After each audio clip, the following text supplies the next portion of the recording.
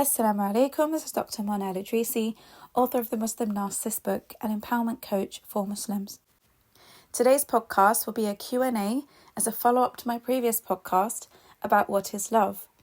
So when a subject is particularly heavy, I get many questions, and they are questions that weren't answered in the podcast, so it's important for me to address those before I move on to the next subject, because I've noticed in many cases people's questions and the answers to them can really benefit many other people too. Okay, so I'm going to address all of them today before moving on to our next subject. So as always, I'd like to kindly ask you, do you like the podcast? If it helps you, do share it with people whom you feel could benefit from it, and do subscribe to the channel or sign up to the newsletter to be notified of when I drop a podcast. And if you want some extra info, you can join me on my Instagram page. It's dr.mona.alidrisi, and you can join the community there. And if you haven't read the book already, do grab a copy, and it will help you understand the podcast more, because it contains the core foundational information for all the podcasts that I record, right? So these podcasts are supplementary to the book. And if you need one-to-one counselling and coaching, you can send me an email. I've put the address in the description box below, or you can just go straight to the website link, as all the information about the sessions is there, and you can submit an application form. Right, so let's jump in. And the first question is this: what does gharam mean in Arabic? Okay, so gharam, it's a form of love. I did speak about it in the previous podcast, but this is a type of love that is also negative. Okay, so the reason why this person asked me about it is because the line of the song I quoted, which was Sammini Ashiq Majnoon, which means call me someone who is in love and crazy, has another line after it which goes Sammini Wahid Mughram, which means call me someone who is in love, but it's negative. Okay, however, like I said to you before, music, books, movies, they romanticize words of love that have a negative meaning attached to them. So after he says Sammini Wahid Mughram, he goes on to say ميت إذا عني تغيب والدنيا تظلم, which means I will die if you go away from me and the world will become dark. So as you can see, it's not positive, right? This person has attached his self-worth to the love and the presence of this person. So if she was to leave him, he says he would die because he believes that this life wouldn't be worth living without her, right? His life would be useless, worthless without her. Can you see how people can fall into shirk with this way of thinking? Because we don't live for other people. Allah subhanahu wa ta'ala says that He created us to worship Him. We live for Him, and we live to please Him, and everything we do in our lives has to be done with the intention of pleasing Him. So when you listen to music like this, you are listening to shirk, right? You are listening to people who are promoting shirk. They are promoting this type of music that distracts you from Allah subhanahu wa ta'ala being the purpose you live in this dunya. Okay, don't attach your worth to other people, because when you do, you really can commit shirk, and it's a huge problem. It's the one sin Allah subhanahu wa ta'ala does not forgive.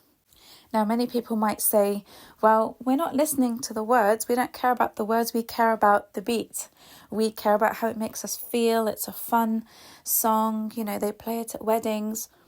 You might not care, but it feeds your subconscious.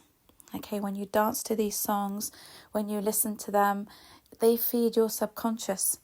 So you might not know it, but what's being said in these songs is actually influencing how you see people and how you view love, because it's on repeat. And this is why scholars tell you to not keep the company of those who listen to a lot of music. So it sounds good, but the words are not good. Sometimes you'll listen to a song in the car or on the radio, and the beat is fantastic. When you read the lyrics, you just put your hand on your head and you think, oh my God, did I actually just listen to that? The words are so satanic and you feel uncomfortable having enjoyed listening to that. But notice that many songs don't actually make the words very clear, because the satanic agenda is that they want to get you hooked to the beat. And when you're hooked to the beat, your subconscious is being fed by those who want to influence the way you think. Okay, so for those who don't know the song, I'll play the clip for you here, because I'm not going to sing it for you, all right? Sorry about that. But I just want to show you how the words and the beat together can get people hooked onto music, and then I'll explain to you what gharam is.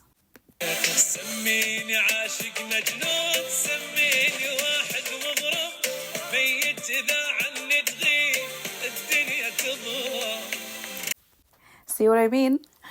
So here the word gharam means loving someone when it's absolute torture to do so. Okay, so it's like you love someone so much but you can't trust them. You're up all night wondering about what they're doing, who they're with. You have anxiety because they're not responding to you. You have depression because they're giving you the silent treatment for something minor you did. But you can't help but love them. You're so in love with them that you're willing to go through all this torture and not give them up, not let them go, because there's a pleasure in the pain. And sometimes this can go to extremes. So you might find people who are enduring physical abuse, verbal abuse, emotional abuse, daily or regularly. And when you ask these people, why are you staying with these abusers? They say, I can't, I love him. I love her so much, I can't leave them. They're a good person, really. And he loves me, really. He just has some anger problems. But they're willing to go through all this pain that has no end for the sake of what they believe love to be. And I'll tell you now, that's not love. That's a serious mental health problem. Okay, you never, ever put up with something like that or people like that and call it love. Your attachment to them in this situation will be a trauma bond. Because true love, like I said before, true love cannot grow in soil that is dead. Okay, if you want to plant the seeds of true love, they will never be planted in barren soil. They are planted in soil that is fertile.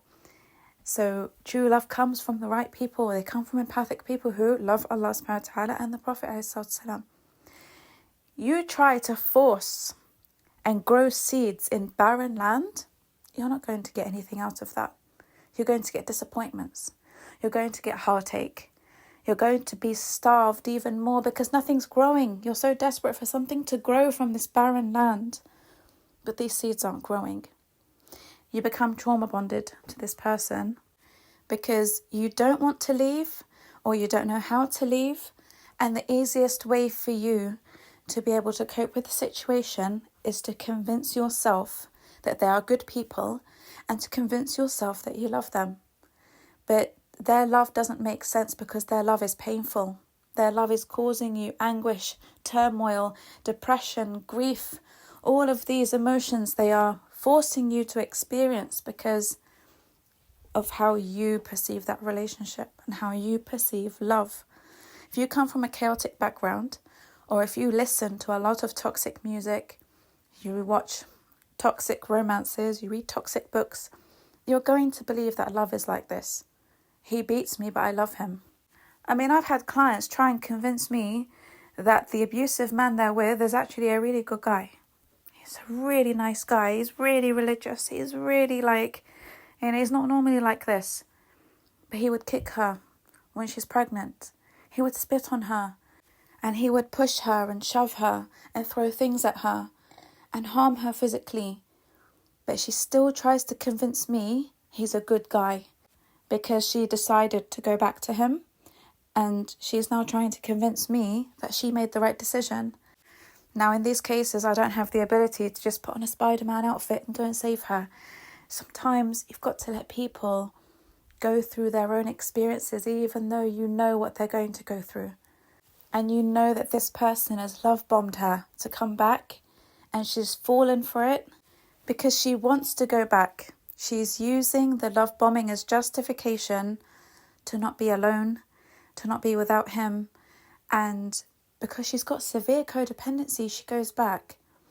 Sometimes you have to let people learn their own lessons in these cases. Okay, so I do take a step back when someone is convinced that going back is the best solution for them, because only Allah subhanahu wa ta'ala can teach them the lesson they need in life. No amount of convincing, no amount of trying to make someone see that they are making the worst decision is going to help them develop in their character. Sometimes you've got to let them go through another cycle so that they can see how wrong they were.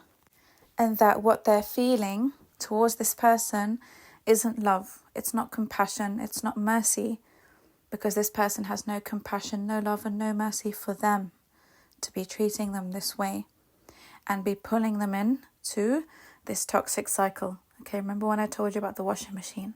It's the washing machine cycle that drives you insane. And if you're lucky, you'll get out at the washing machine stage, because some people get thrown in the tumble dryer as well, right? You get a few blasts of heat in that one too. Oh, it doesn't end. You think it ends? That narcissist will make sure you get dirty once more after dealing with them. Have you heard that quote? Never wrestle with pigs, because you both get dirty, but the pig likes it. So back in the washing machine, you're going to go. And what happens to clothes that go in the washing machine for too long? They shrink, they get damaged, they get torn, and their colours fade. So that's what happens to you when you are in the state of gharam. And how do we know it's negative love? How do we know that this word that's used in so many romantic love songs and poetry is toxic? I'll tell you why. It's because Allah subhanahu wa ta'ala uses it in the Quran in Surah Al-Furqan, ayah 65. He says, وَالَّذِينَ يَقُولُونَ رَبَّنَا أَصْرِفْ عَنَّا عَذَابَ جَهَنَّمَ إِنَّ عَذَابَهَا كَانَ غَرَامًا. Which means, those who pray will say, O our Lord, keep the punishment of hell away from us, for the punishment of hell is indeed endless and unrelenting.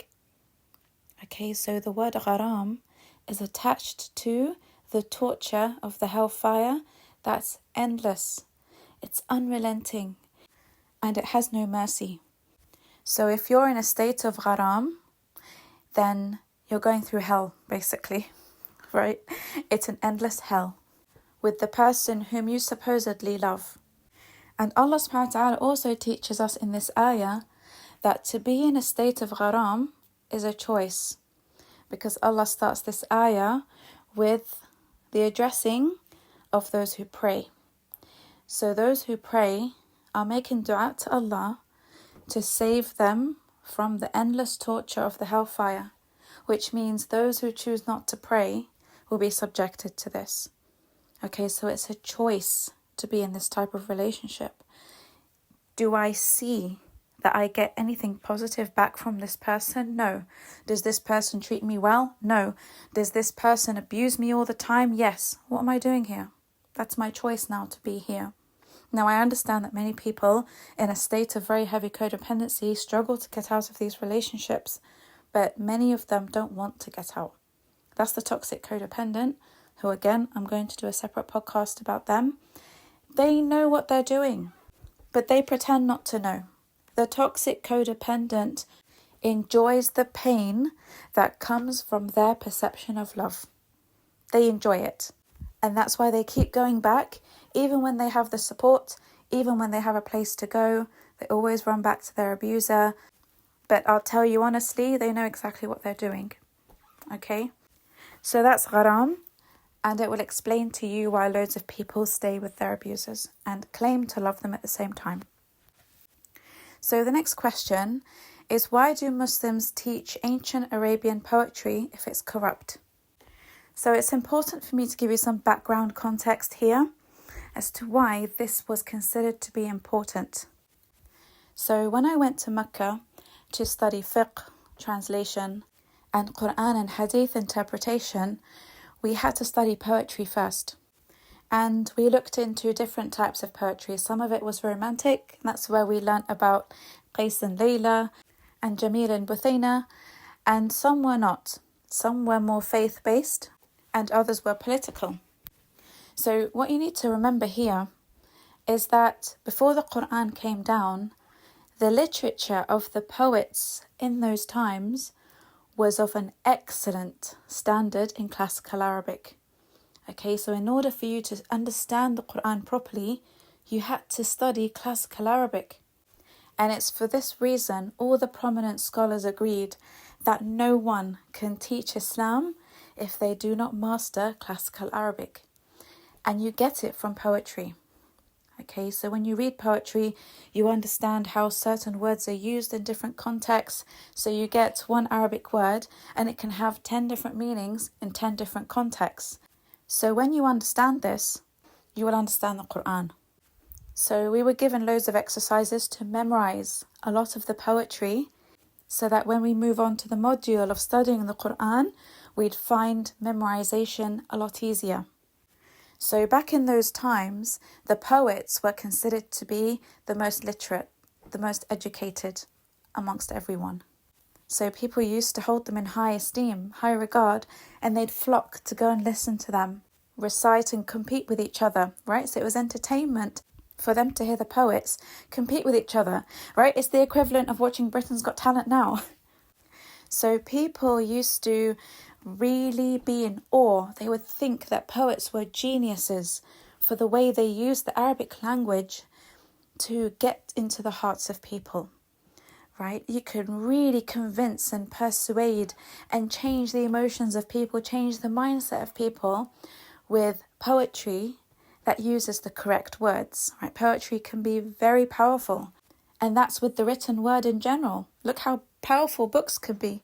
Look how powerful articles can be. So there was a danger that people were subjected to at the time, because if poetry had such a powerful emotional influence over people and their decisions, then it would cause them to have a wrong perception of love, it would cause them to sin, it would cause them to commit shirk, and so on and so forth, right? So that's when the Quran came down. The Quran came down as literature. Why? To compete with the poets. Because there were certain poets in that society whom no one could top. And some of these people were tribal leaders.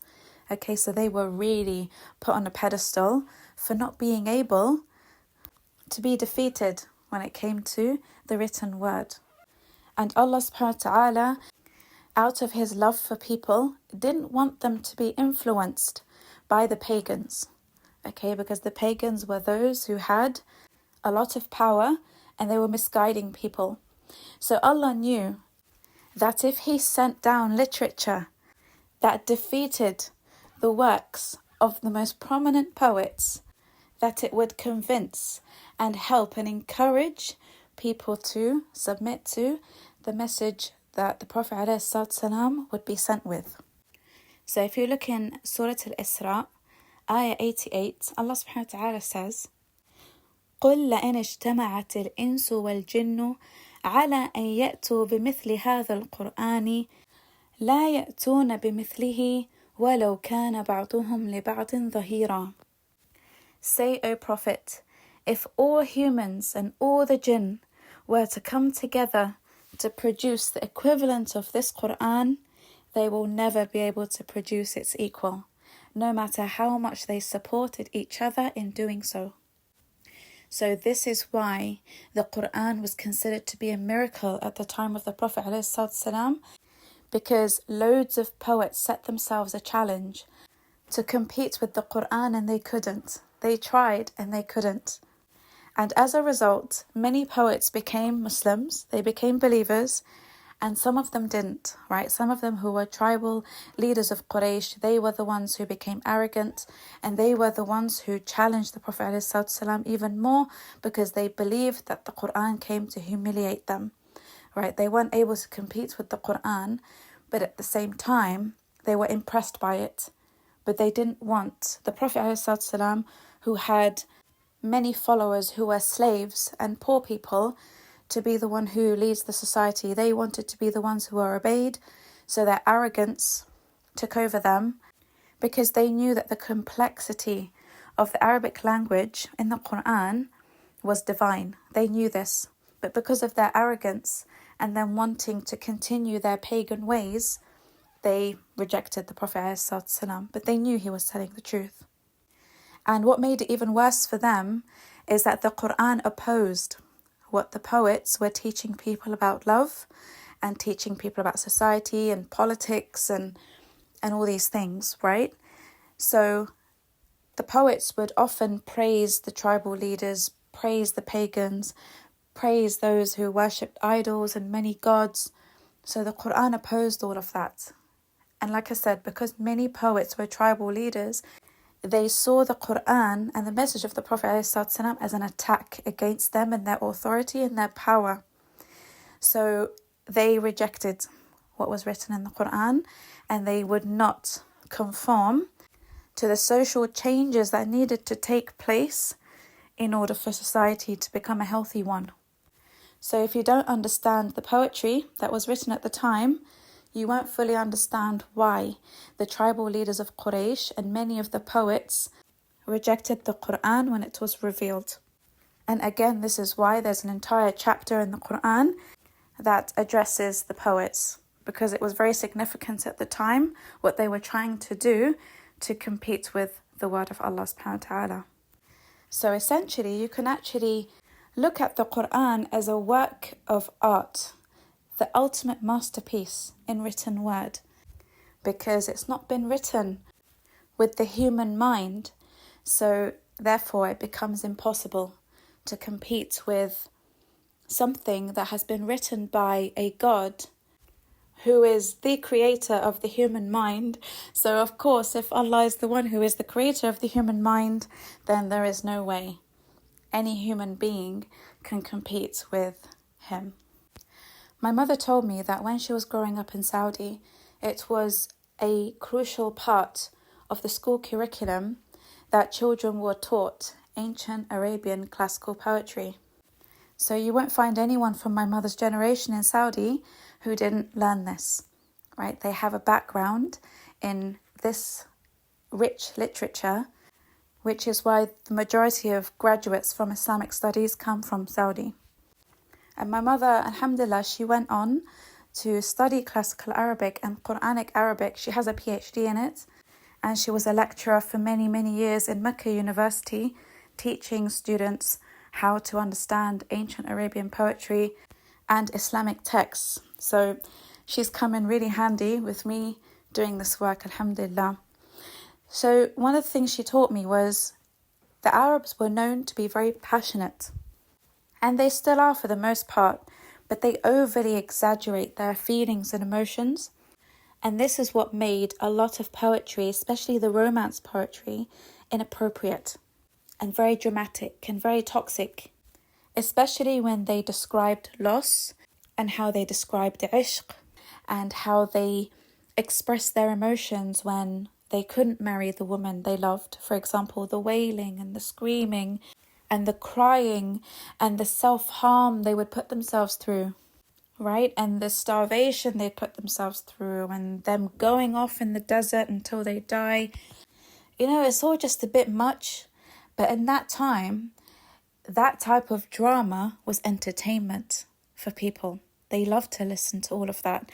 They believed that you don't truly love someone if you don't act in this way.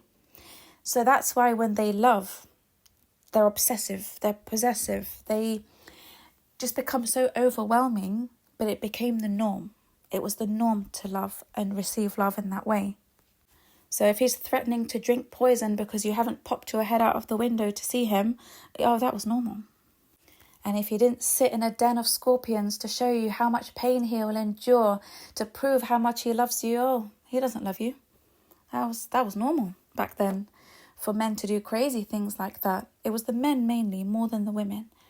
But that's why Arabs have that stereotype of being too much in relationships.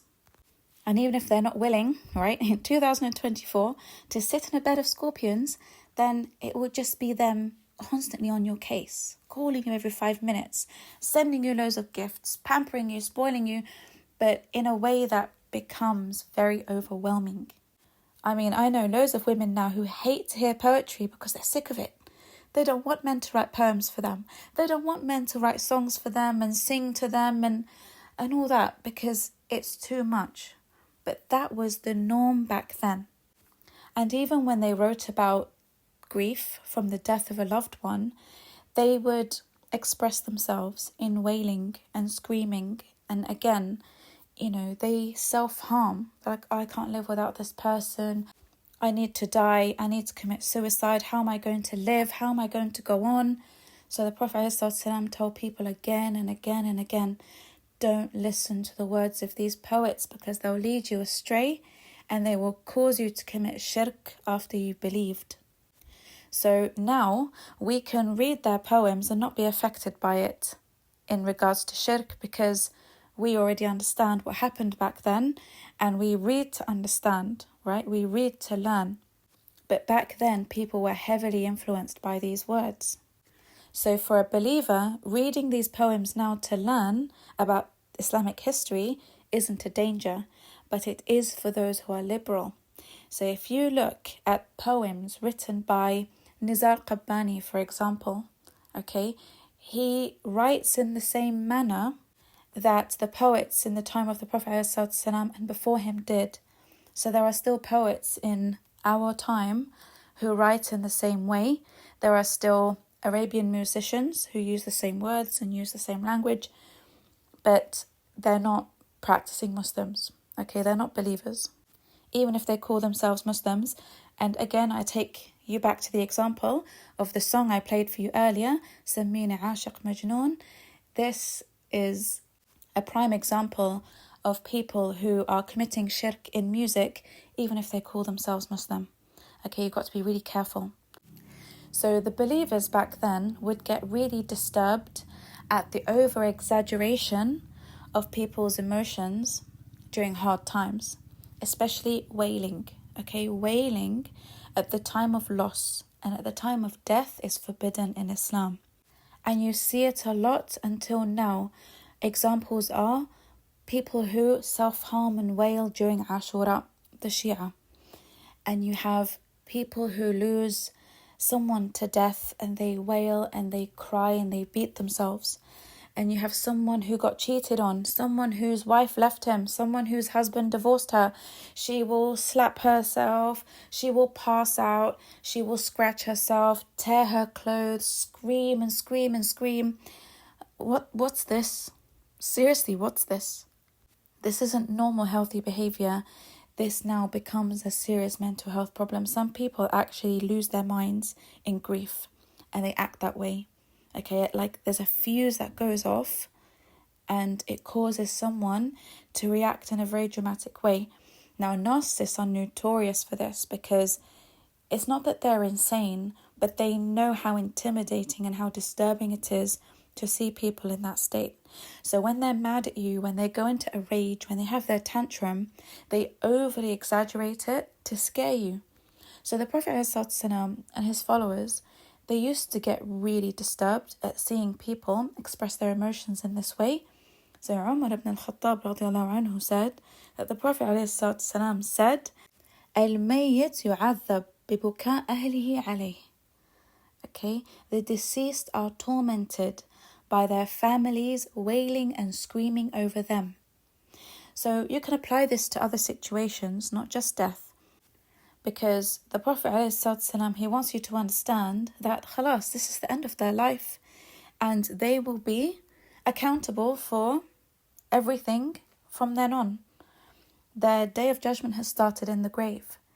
So wailing over them, screaming over them, and crying hysterically doesn't help them. You actually harm them because they need your prayers in that time and not all of this screaming and crying. They need your dua. They're in the grave. They're being questioned by the angels. They need your prayers. They need your focus, right? They need your good energy. So it's forbidden to act in that way. The same way it's forbidden in other circumstances. So the word used here in this hadith is buka. Buka is translated into crying. And many Salafis say that you can't even cry when someone dies. You can't even express these sad emotions when you lose someone, but this is incorrect, because if you look at the story of Yaqub alayhi salam, when he lost Yusuf, he cried until he went blind. The Prophet alayhi salam cried for a year over the death of his uncle and the death of Khadija radiallahu anha. So it doesn't mean crying. Allah subhanahu wa ta'ala gave us the ability to cry so that we can release trauma, we can release sadness from our bodies at the time of death, at the time of loss. Al-buka that is mentioned here is the wailing and screaming and the crying, the overly exaggerated emotions. That's what's forbidden. So, if Al-Hussein radiallahu anhu, if he was to see how the Shia hurt themselves until they bleed and they slap themselves and they beat themselves, he would be extremely upset and he would disassociate with these people. Okay, he would disassociate. And even when people do the same, when they remember the Prophet ﷺ, you see people in Medina wailing, crying when they go to the Prophet's mosque, right? And you're like, he would hate this. He would hate to see this. You've got to stop doing this. But it comes from jahl. It comes from ignorance. Okay, we're not supposed to act this way around anyone. Because if these people who we are crying and wailing and screaming for, if they were to actually be with us, they would tell us to stop. They would beg us to stop. So we have to stop this. Okay, if you're in the habit of doing this, it has to stop, because you are harming yourself by inflicting more trauma on your body by doing this, and you're also harming the dead, and you are also not doing yourself any favors, because if you're doing it to try and get someone back who you've lost, they're going to think you're crazy. Why on earth would they go back to that? Only a narcissist would come back because they have secured the source of supply who is desperate to have them back. Oh, they know you are rock bottom in your self-worth and self-esteem to be begging for them and crying and wailing and screaming after they've cheated, after they've abused you, after they've hit you and all of that. If you beg for a narcissist back in that way, you are minced meat. I promise you, you're minced meat. So apologies for this answer being dragged on for quite a bit, but I know it's so important for you to have this background information, for you to understand the Quran more, and for you to understand why it's so dangerous to be listening to this type of music, and for you to be more careful about the books you read, the articles you read, and all of that. Because you will become what you feed yourself with. You feed yourself with good information, it will affect your character. You feed yourself with junk and terrible, toxic, corrupt information. Unfortunately, that's what you're going to become as well. You're going to become a toxic person. So what we invite into our minds will affect the way we see life and people and relationships and all of that. And if you do see an Arab having a moment, a very dramatic moment, and they are narcissistic, and you tell them to calm down, it is completely at your own risk. Okay, you don't say I didn't warn you. You just stay away from that person, because there is nothing a dramatic Arab hates more than being told he or she needs to chill and calm down because they're overreacting. God help you. God help you if that washing machine door is open, because that's exactly where you're going to end up. You're going to go through another cycle of abuse, a turbo ride as punishment for you telling them, for you daring to tell them to calm down. So someone might need to warn Rayma about that, just in case he comes across an Arab. So moving on to the next question. Someone said, you said narcs hate love bombing, but my narc loved to love bomb me. I love it when people say my narc. It's like my demon. It makes me laugh. My very own little demon who I need to try and tame and understand. So there are narcissists who do enjoy the love bombing phase because it gives them that center stage, right? They put on an Oscar-winning performance, and more often than not, it works on people. So a narcissist will actually enjoy a challenge more. So when they see someone isn't easily fooled, easily manipulated, or they're a high-level empath, the narcissist enjoys it more, trying to love bomb this person and getting them to crack, right? Because it's boring for them when they are with people who are easily fooled and manipulated. They get bored, that's why they have multiple supplies on the go. But when they come across someone who's hard to manipulate, that person becomes their sole focus. They don't have time for other supplies. They want to take you down. So they enjoy it. They enjoy doing so many things because they want to see what it's going to take for you to crack. So with codependence, the love bombing phase doesn't last very long. With empaths, it does. And if they manage to win over an empath, that's when the love bombing phase will fade out because khalas, mission completed. They're on to their next project now. So they will be on to their next project while they have you. And always know that love bombing isn't sustainable for any narcissist. Even if a narcissist is wealthy, they get bored of love bombing someone whom they've already got, right? I've got her, or I've got him. I don't need to do any more work. The work that I've done was enough. Khalas, now you owe me. So they want you to pay them back now for everything that they did for you in the love bombing stage because they don't believe you deserve it. They had to do that to get you because if they showed you their true self, you'd never be with them. So they have to put on a mask, a false self, and spoil you, pamper you, treat you in an amazing way so that you would accept to be with them. So they now want you to work for it, right? They want to spend a long time not love bombing you because all that time is spent you compensating them for everything they had to do to get you. So you end up working really hard for it because you want that love bombing stage back. You loved it. You enjoyed it. You felt loved. You felt wanted. You felt attractive, desired. So you'll find that you'll go through a few months of nothing from him or peanuts, crumbs, right? They breadcrumb you. That's where the term comes from. And then they give you a high dose of love bombing. And then there's a long period of you not getting anything. It's because they want you to work for it. Because narcissists aren't givers by nature, they are very transactional in their relationships. So in their minds, they're thinking, well, don't think that this is for free. All this love bombing, oh, you're going to have to pay for all of it now. It's like when you take out a big loan on the credit card and you go to the spa, you go on a shopping spree, you go on holiday, you go and spoil yourself with gifts and perfumes and this and that. And then the credit card company sends you the bill. And you have to now pay monthly to pay off the debt. A narcissist is the same. So you will pay for the love bombing you've been through. It's the small print in the contract, and you'll pay interest on top of that too. So when a narcissist knows that what they're going to get back is a lot more than what they gave, they're happy to love bomb you. No problem.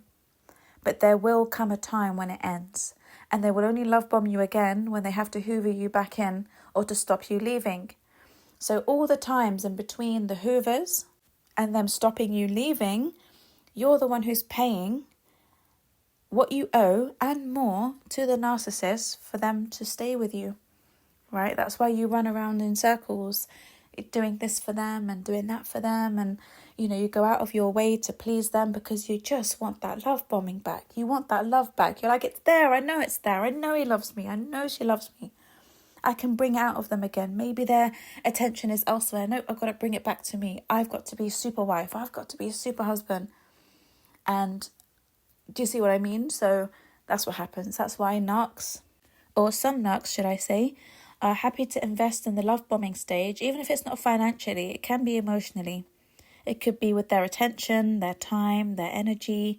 I mean, they might even write you poems and send you loads of songs and things like that. So whatever they believe you see love as is what they're going to do for you, basically. Because they do study you to see what your understanding of love is. And if they can do it, right, if they can bombard you with what you want, then they've got you. Easy peasy, right? So yeah, they might send you that song, Sammini Ashiq Majnoon, with a caption underneath it, just to let you know this is how I feel about you. And you get ecstatic because your understanding of love is so toxic. And that's it. All those songs keep coming, they keep coming. And you're just like, oh my God, finally I found somebody who feels this way about me. And he's just sitting there on his PlayStation sending you these in his free time. So yeah, if you're not aware of their tricks and their games and manipulations, unfortunately you're going to fall for their breadcrumbs. That's all you're going to get from them.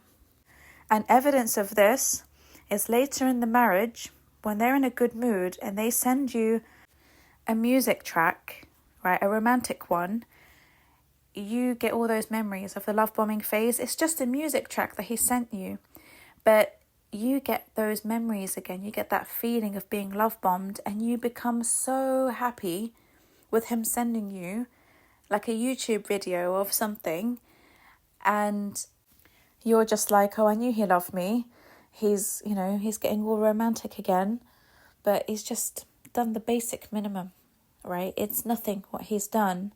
But because that's the only way he love bombed you, when he does it later on down the line, you get really happy at something so basic, something so simple like that.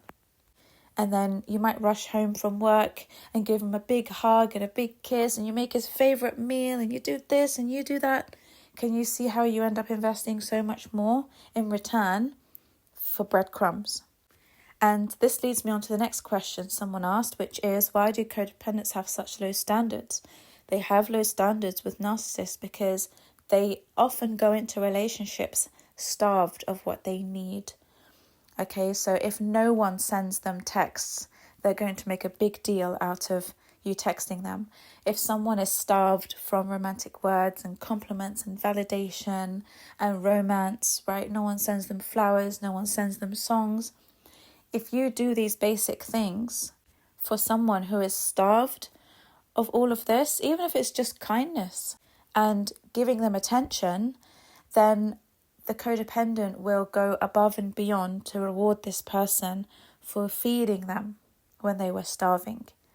Okay, so they always say never go to a supermarket when you're starving, because you'll end up, buying so many things that you don't even need and aren't good for you.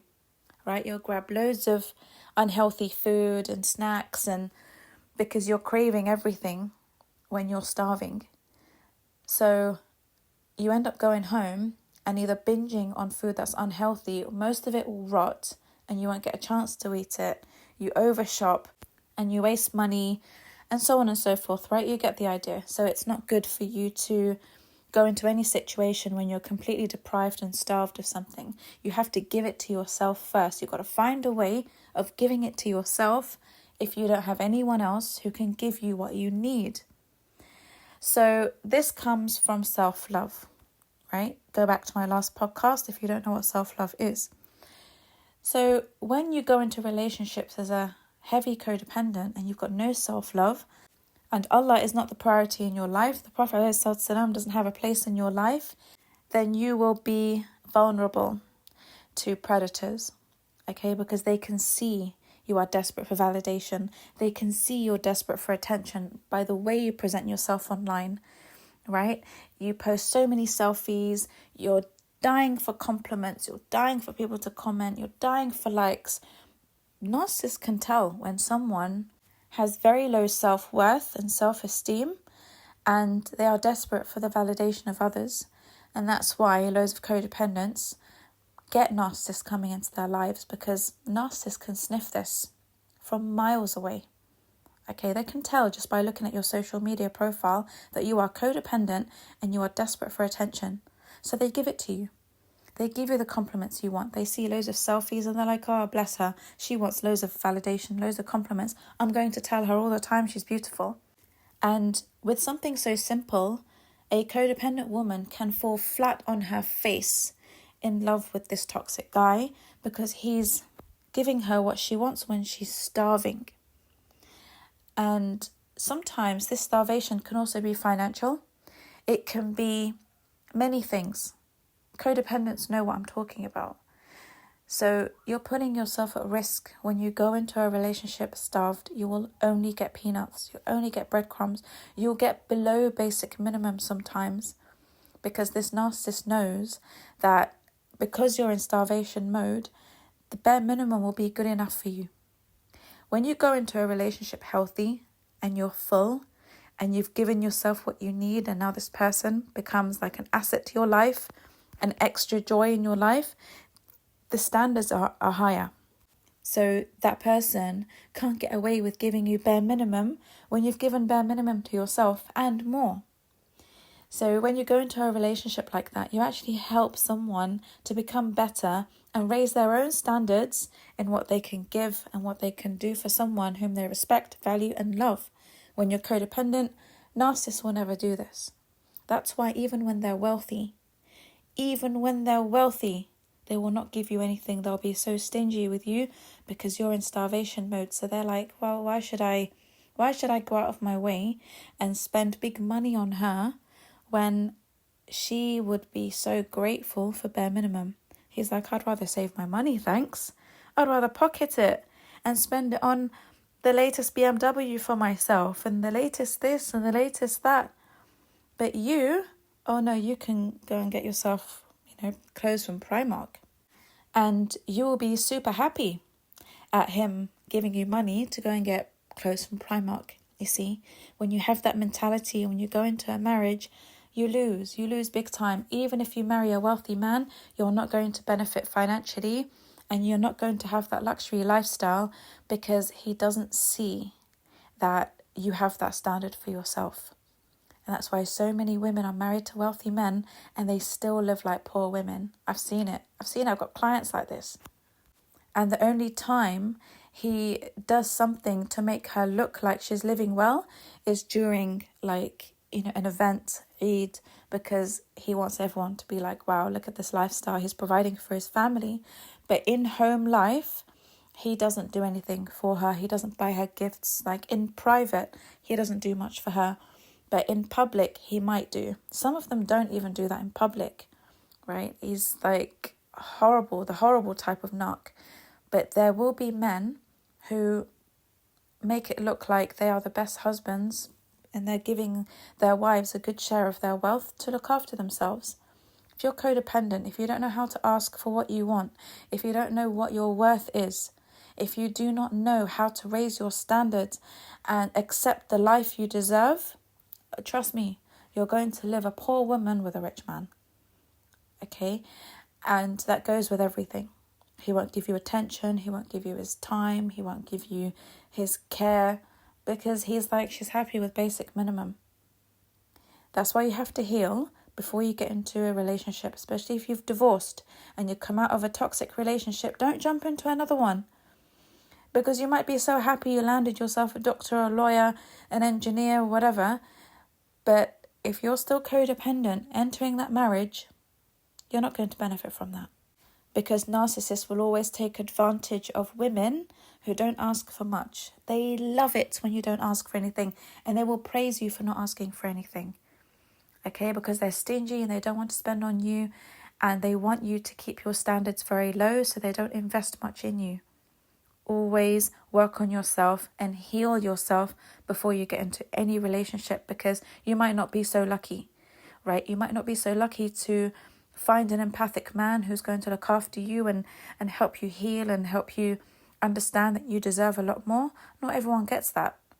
You might end up with another narcissist who's worse, right? You had a man-child before, now you're going to get a malignant. And if you had a malignant before, you're going to get a man-child this time. And the same applies to men. So be careful. If you're codependent and you know you're codependent, please get the therapy you need, because wallahi, you'll ruin your life if you jump into a marriage because you're lonely and because you don't have love and romance and this and that. It's not worth it. It's not worth what you're going to get at the end of the day from someone who is toxic and someone who is predatory and looks at you as a victim. Now, next question. Someone asked me, what kind of love is it when you stay together for the children and not for anything else? So there's no love in the marriage, there's no romance, there's nothing, but they've both decided to stay together so that the children don't suffer in a divorce. That's not marriage. And you're going to be miserable because in this situation, you're not married and you're not divorced, you're hanging. You're hanging in the middle. So you will torture yourself by being under one roof and not having any relationship with this man or this woman. But as long as the kids are happy, as long as the kids aren't suffering because of a divorce, then it's fine. If you can deal with that and it's working for you, then by all means you do what's best for you. But what will eventually happen in these situations is the man will start texting other women, or the woman will start texting other men because they want validation, right? They want attention. And then bigger problems come out of that. Maybe the man might say, well, I want to take a second wife, and she has a problem with that. So both are stuck. He can't move on. She can't move on. The tension builds up. He needs his sexual needs fulfilled. She wants to be loved and cuddled and all of that. She needs someone to be compassionate and loving with her. And it's just not working out. So what's going to happen in this situation is the kids are going to see a very unhealthy relationship between their parents. So there's no love, there's no romance, there's no affection, there are no kind words. They're not in love.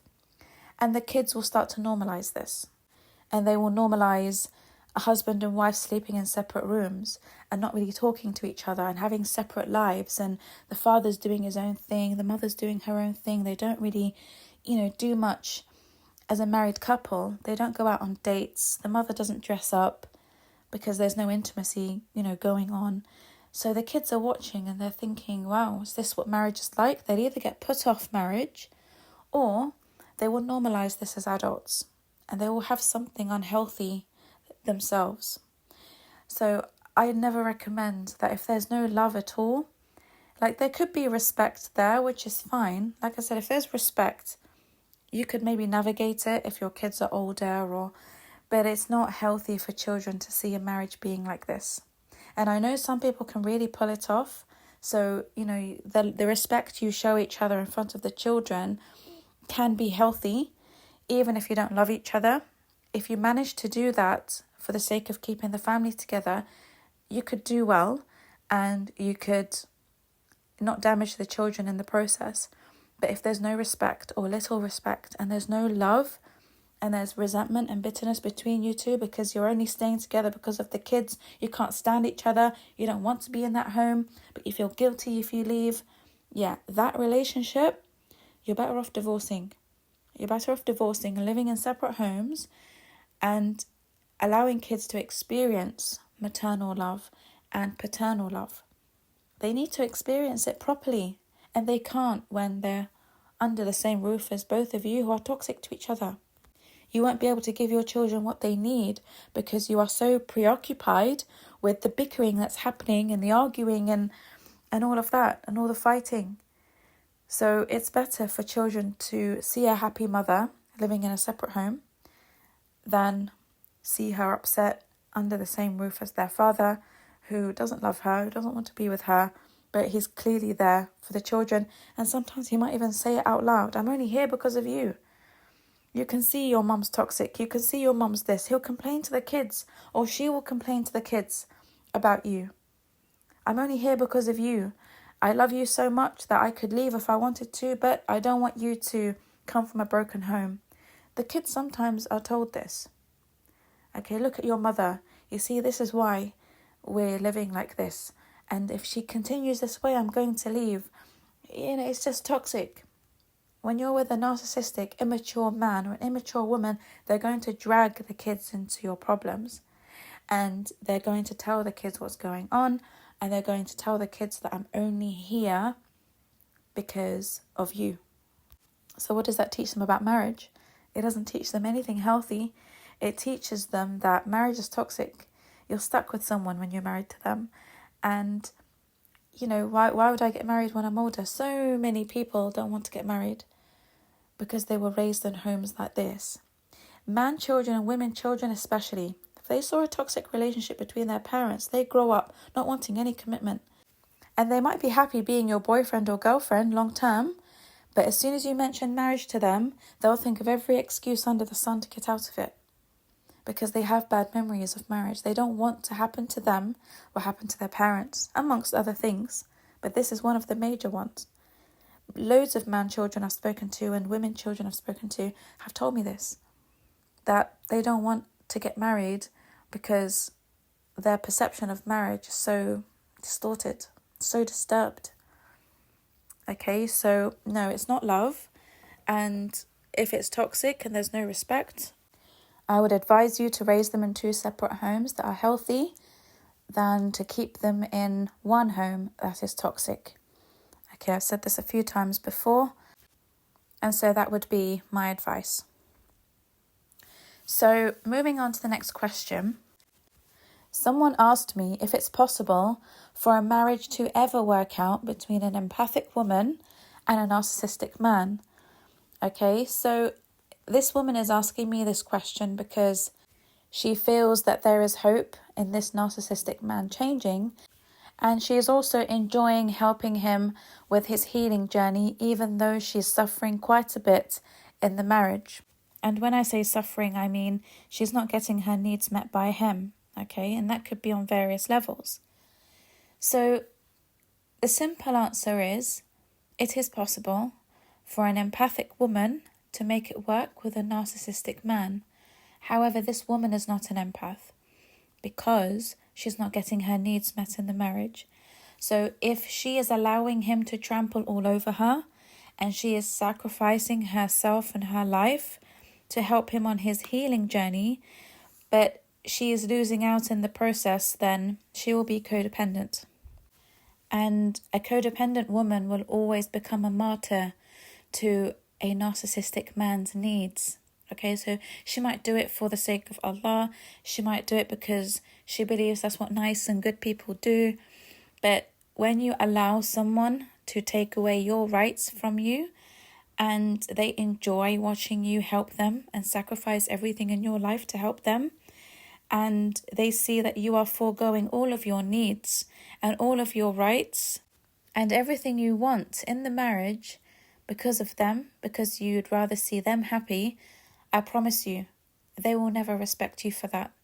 Unfortunately, they will always trample all over you and they will take full advantage of you, because a narcissist will not value someone who doesn't value themselves. They will only respect someone who stands up for themselves and their rights. But you need to do this from the beginning. If you do this halfway through the marriage, you'll just make them angry because you have gotten them used to the way you are, right? You've gotten them used to sacrificing for them and being selfless and all of that. So you need to show them this from the beginning for them to respect you and to know and understand the boundaries. So I'm not saying that you can't do it. You absolutely can enforce new boundaries in your relationship, but it will take you longer to have them put in place properly because the narcissist isn't going to accept them. Right, like I said, they are so comfortable with the way things are. So when you start making changes and you start putting boundaries up and new rules, they're not going to like that. So they're going to be rebellious. They're going to be defensive about it. They're going to feel offended that you are now standing up for yourself. So you will suffer for quite a while before he or she accepts it or doesn't accept it. Sometimes they might leave because they can't stand the fact that you've put new boundaries up. So they might divorce, they might ask for a divorce, they might disappear and abandon you, or in some rare cases, they will respect your boundaries and things might get better. So it's not impossible for you to do that, but it will take you a lot longer to establish these boundaries later in the marriage than if you were to do it from the beginning.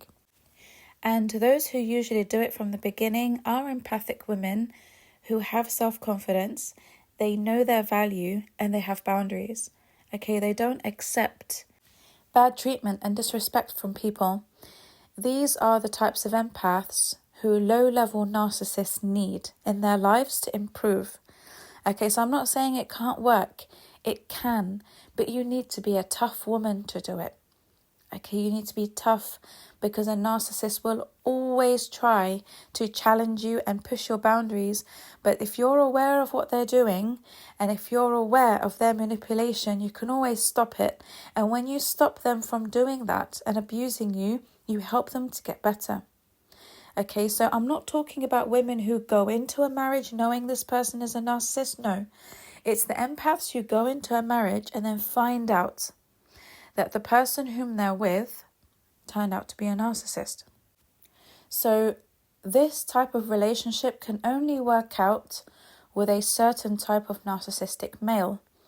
And he will be the type who is low level in his narcissism. So he's not an evil, malignant type. And he's not a man-child. Okay, so he will be alpha. He will know how to be a qawwam, a protector, provider, and a leader. And there will be something that he is offering this empath woman that makes it worthwhile for her to be patient with him. So she's not losing out on her rights. She's not giving up what she wants and what she needs. But she will be tolerating some of his narcissism here and there, and she won't mind because of what he's offering. Now, what he's offering could be a good lifestyle. And more often than not, that's usually the case. Okay, so he's given her what she wants. I have a very good friend who is married to a narcissist, and he was one of the men I interviewed when I was doing my research. And I asked him, how did you manage to tame your MPD? And he said she helped him so much with that because she's got a very strong character. And he said, I became better by being married to her because she never, ever lets me cross the red line. And he was in a very turbulent, toxic relationship before her, and that marriage didn't work out. And he said it was because she was too soft on me. And so he steamrolled all over her and completely lost respect for her, and the whole marriage fell apart. So when he met my friend, what he liked about her was her toughness, but she's also highly empathic and feminine too. So he got what he wanted out of the situation from a wife. So in return, he gives her a very comfortable lifestyle, and it keeps her happy. And he funded all of her courses. Every time she wanted to go on a course, even if it cost thousands, he was happy to pay for it for her. He gave her the money to start a business, and he also just buys her whatever she needs. He bought her a new car, and mashallah, he upgraded her life. So she does get something major out of it. And she does tell me it's exhausting dealing with someone who is narcissistic because he does things that constantly irritate her. But she said, I tolerate him and I appreciate him for what he's providing for me, and it helps me to help him. Because if he was broke, or if he was a low earner and he wasn't giving her much in return, it never would have worked out. It wouldn't. So it's not her being a gold digger or anything like that, but empathic women will happily help a man if there's something in it for her as well. And she tells me because he provides all of these nice things for her, and because she's empathic, she appreciates it. Right? If she was a narcissistic woman, she wouldn't. But because she's empathic, she does things that he knows he would really appreciate as well. So she cooks for him, and she's submissive to him, and she allows him to be the man, right? She doesn't need to be masculine around him.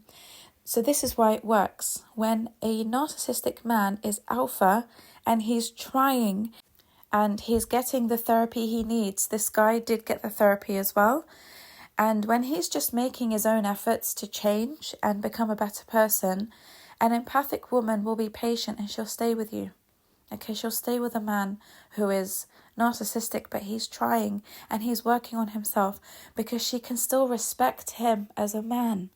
Because he does give her something back in return. He's not a leech like the immature man-child who is beta and has nothing to offer. Aside from a pretty face, and sometimes they don't even have that. Okay, so if you are with a man-child and he's not a qawwam, he's not alpha, it will never work. I'm telling you this now, it will never work.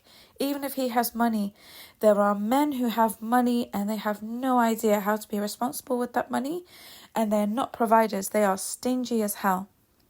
The immature man-child is stingy as hell. So if he's a man-child who you constantly have to pull up, you constantly have to mother, you constantly have to teach him how to be a man, it will never work. It will only work with someone who's alpha. because I promise you, you will never respect someone who you have to constantly pull up when he is the one who is meant to be responsible for you.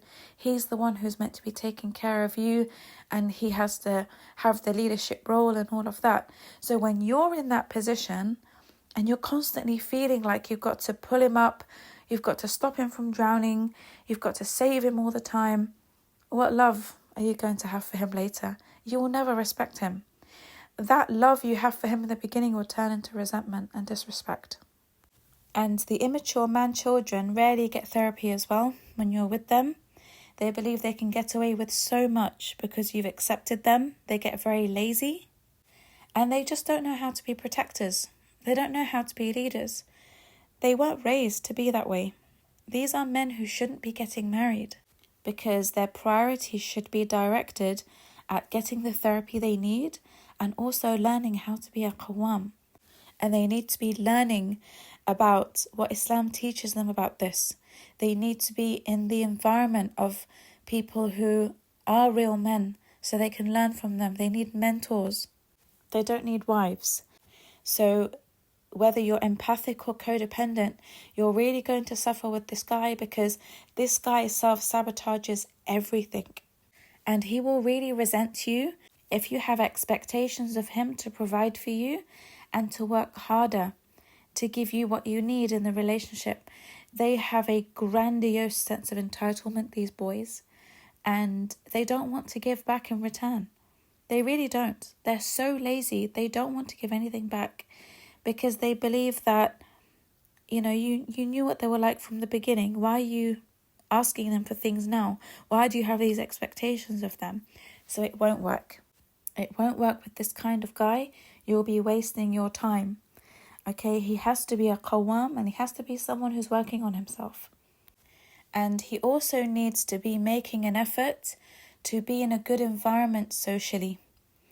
And this means that there can't be any exes or any backburners in the wings.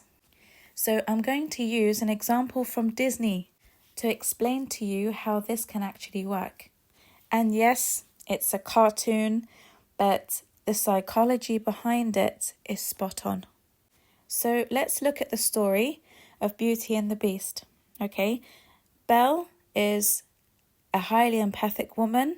She's feminine, she's sweet, she's very nurturing and maternal. And the Beast is an individual who has huge issues because someone did black magic on him. Now, put the black magic aside. I want you to look at this guy who has qareen problems. He's got jinn problems. So the prince he originally was, who was empathic, has been overtaken by this qareen that's turned him into an ugly, beastly, narcissistic individual. So he's very aggressive. He's very unpleasant to be around. He's frustrated with himself. He's projecting all his anger onto everyone who's trying to help him. So remember all the pots and pans and candlesticks and clocks who talk to him and they try to help him because they see the good in him. Okay, I know this is going to sound very controversial, but there are many narcissists who are actually very nice in their core. And people who knew them from when they were younger know that. Okay, they know that these people aren't evil in their core. They can be really nice. And it's the trauma, childhood circumstances, heartbreaks, all of that has contributed towards this individual turning narcissistic. And again, it could be black magic with some people. It could be very heavy evil eye that's turned people like this. And it can also be other jinn problems like the ashiq jinn and so on that I've spoken about in previous podcasts. So not all narcissists are evil in their core. Okay, especially if they're low level. A lot of them are good people and they want to be good people, but they don't know how to be good people. And they don't know how to escape their spiritual issues. They don't know how to tame their anger. And they don't know how to heal from their problems and their traumas and so on. So there are people who live with these narcissists and they do see glimpses of the sweet side in them now and again, and it's genuine. They do see glimpses of love. They do see glimpses of mercy and guilt and all these things, right? So it's these narcissists who feel trapped inside their bodies because they don't know what to do about it. So these particular narcissists who want to change but don't know how to, they're the ones who get an empath sent to them from Allah subhanahu wa ta'ala. Okay, the same way Belle got sent into the life of the beast. Now, this beast didn't know how to deal with her in the beginning, right? She's a very sweet woman and he's very aggressive, but the way she dealt with him softened him. So she wasn't afraid of him, but she knew how to approach him and how to speak to him because she could see that he just needed so much love and so much patience. And she was happy to give that to him. Why? Because of what he was offering her. He was offering her a castle, right? He's a prince, but she didn't know it. But the moral of the story is, you could be an ugly man, but if you're alpha, you can have an empathic woman in your life who will help you with your narcissism because she's getting something out of it as well.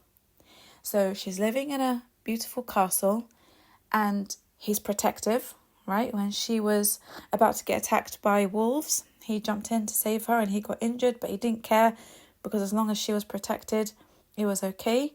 He always made sure she was provided for. He had dresses made for her and he gave her maids. He gave her everything she wanted. And he was a leader. So she trusted him.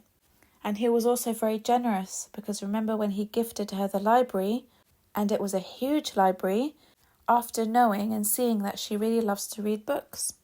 So despite the way he looked, he grew on her over time because of the way he treated her and because of how masculine he was. So the more masculine a man is and the more gentle a man is with a woman, the more feminine she'll become and the more nurturing, caring and loving she will be, and she will overlook your flaws, right? If you're not that handsome, she'll overlook it. If you are a bit narcissistic here and there, she'll overlook it. But she's got boundaries, okay? You don't cross her boundaries because she's got self-respect. She knows she's treating you so well. So when you're not reciprocating that good treatment, she's going to leave. And she did. She got on a horse and she ran away from the castle because he was being very gruff with her in the beginning. And that's when he realised this is a woman with value, right? She's not going to tolerate my rubbish. So he went after her and he actually saved her from the wolves during that journey because she was on her own in the middle of a forest and she was surrounded by them. And seeing him get injured because he was protecting her softened her towards him. He now became attractive to her. She now wanted to look after him. Okay, so she ended up going back to the castle. So it's really important to notice here that when a man is in his masculine, he'll become so attractive. When a woman's in her feminine, she'll be very attractive. You cannot have that with a man-child. You will always be in your masculine with a man-child, and you will always be in your feminine with a woman-child who is very bossy, very controlling, very dictator-like. Okay, you get loads of women like that. So she goes back to the castle with him, and one of the conditions he had put upon her was that she doesn't go to the west wing of the castle because he didn't want her to find the magic rose, because the curse that's upon him from the black magic is associated with the magic rose. And the curse that was put upon him was that if all the petals of this rose fall and he hasn't found true love, then he will remain a beast forever. And if he does, then he gets to go back to being the empathic prince he originally was. So he was terrified of her finding it, knocking it over, and time would run out for him. So the reason why he snapped at her and the reason why she ended up running away was because she got curious about what was there in the West Wing, and she went into his room and she saw the rose. So he caught her at that moment. He went crazy and it scared her, so she ran away from the castle. So I want you to imagine this rose being a man or a narcissistic person finding their empathy again and finding a high level of nafs, while this empath has been sent into their life to help them do it. Okay, so time is running out. You've been sent this person to help you. So get on your skates and move, right? Do the work that you need before the last petal falls and you lose the empath, because that's what happens. When that last petal falls, you lose the empath, and 9 times out of 10, you remain a narcissist forever. Because the anger you will feel at losing the empath will give you so much grief that it pushes you into more narcissism. It pushes you into more self-hate and more darkness. So I want you to imagine the magic rose as being that chance that you have with the empath to improve your life. You don't have forever. An empath will not stay in your life forever if you're not making the efforts to get better. So another thing I'd like you to notice in this story is he didn't ask her to keep away from the West Wing because he had a scatty, satanic, promiscuous backburner in there. Okay? He's not hiding other women in his West Wing. There are no new supplies. There are no exes in there. He was hiding his magic rose. And what this teaches you is, if you have those hiding in the background, right, they're lurking in the wings in your life, it doesn't matter what kind of empath Allah subhanahu wa ta'ala sends you, you will never get better. Because the backburners, those satanic ones, do not want to see you grow in life. They don't want to see you married and live a clean life. And they don't want you to find faith. They don't want you to find love. They get jealous. They will jump into your life when you find an empath. And they will sabotage it for you, because you'll get distracted by these women. And all of a sudden you've got attention from more than one woman, and you lose focus on the one who is important, the one who's been sent to you to try and help you. So this is so important. I cannot emphasize on how important this is. The beast only managed to heal himself with her because there were no backburners and no new supplies. He had only her as his focus. And you'll see in the film that he makes so much effort to meet her standard in morality, in manners, in politeness, and in being gentle and in communication. And eventually, she helps him to bring out his good side and his empathy, right? The sweetness that was already in him comes out. And that's when the spell is broken. He goes back to being a prince and they get married and it's a happy ending, right? But this is how it actually works. Disney actually taught you that, because this is the psychology behind change. If you are a man listening to this and you have backburners and you have exes in your life, it doesn't matter what you do. Those people have been sent into your life by Iblis to ruin you. I've seen it happen many times, where a man has a really good woman and Iblis works through the backburners, the exes and the new supplies to ruin his chances of change. So I'd really like all of you, men and women, to go back and watch that film. Okay, watch the cartoon, the original one, with that new perspective, and you'll see exactly what I mean. And yeah, you might want to do it on your own because your niece and nephews might think, what the hell is wrong with Uncle Ahmed watching Beauty and the Beast? But do it, because it will change your mindset and it will allow you to look at your situation in a completely different way. And only then will you understand how an empathic woman can have a successful relationship with a narcissistic man who's making the effort to change. If he's not, it will never work. If he's a man-child, it will never work.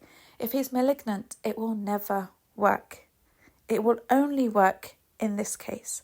And that's why all of these men get amazing women to help them. And even when a man-child is sent an empath by Allah subhanahu wa ta'ala, it's because Allah wants him to man up and be the man she needs him to be. But because he's so lazy, he doesn't bother, and he wastes a golden opportunity in his life to become an alpha Muslim believer. Okay, he will lose that opportunity, and that's why he never gets over it. Because there will always come a time when the realization dawns on them that they lost the best thing they ever had. Because they simply couldn't be bothered to make the effort to get better when they had the perfect support there with them. Okay, they couldn't be bothered. So they returned the gift back to sender. Okay, you think Allah's going to send that back to them? No, He's not. You get one chance with an empath. One. And if you don't appreciate that, unfortunately, you will have to learn the hard way later. This will be the kindest, most loving lifeline you will ever get from Allah. So the point that I'm trying to get across to you here is not that you need a castle and you need to be wealthy and all of that to be able to have a healthy marriage with an empath. No. You can provide what you can afford to the best of your ability, and if an empathic woman is happy with what you can give her, then it's all good, right? So I'm not saying you have to be wealthy. I'm just giving you the example of this beast, and also from my friend's experience, that if you go out of your way to give her a comfortable life, then you will help yourself in getting what you need from the empath. Because if you're not putting in work to make her happy, you're not going to get anything back, and it will be a turbulent, toxic relationship. And you will be much happier with a woman who can fulfill your needs and is happy to fulfill them because you're giving her a wonderful life. Now, I'm not saying that empathic women only care about having a nice, comfortable lifestyle. No. But with empathic women, if you allow them to live in their feminine energy, so they don't have to worry about things like this, they are being taken care of, they feel safe with you, she will relax into an emotional connection with you.